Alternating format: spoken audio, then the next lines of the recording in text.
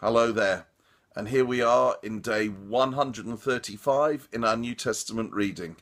And sadly, Jesus and the Pharisees are continuing to have arguments. And it begins with Jesus saying to those who believed in me, if you hold to my teaching, you are really my disciples. Then you will know the truth, and the truth will set you free. Now, the correct response to that would be, if I hold to your teaching, I'll know the truth, and the truth will set me free. What great news! Let me know the truth. How do the Pharisees react? They're upset. They're offended. We're children of Abraham. We're already free. How can you say that to us? And then there follows this discussion, which again is on the central point of who Jesus is. And an understanding of who Jesus is will affect everything else in life. It'll affect everything that we do, everything that we think.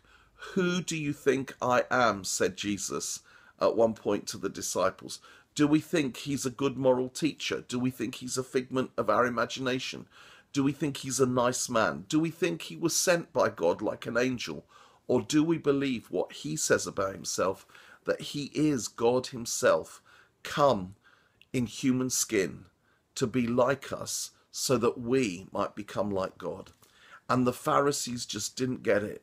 And they have this long conversation and again, you notice that in the conversation Jesus has with them, he's actually as strong with them as they are with him, because he knows this really matters.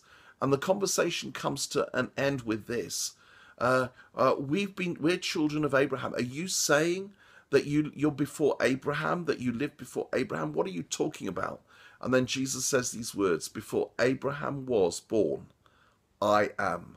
Again, that phrase, ero ime, I am, which goes right back to God meeting Moses at the burning bush 2,000 years earlier, when Moses said to God, who shall I say to Pharaoh, you are? Who shall I say to the people of Israel, you are? What's your name? And God said to him, tell them I am who I am. Say I am has sent you. And Jesus is making it very clear, unambiguously, I am God. I am the Son of God. I am the same as God. And at that point, they took up stones to throw at him because they were offended by Jesus' claims for who he is. Jesus is not another moral teacher. He has authority like no moral teacher.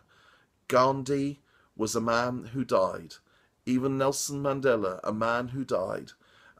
Martin Luther King, a man who died. The great philosophers were men and women who died. Jesus is God who died and rose from the dead, and that's what gives him his moral authority to tell us how to live. See you soon.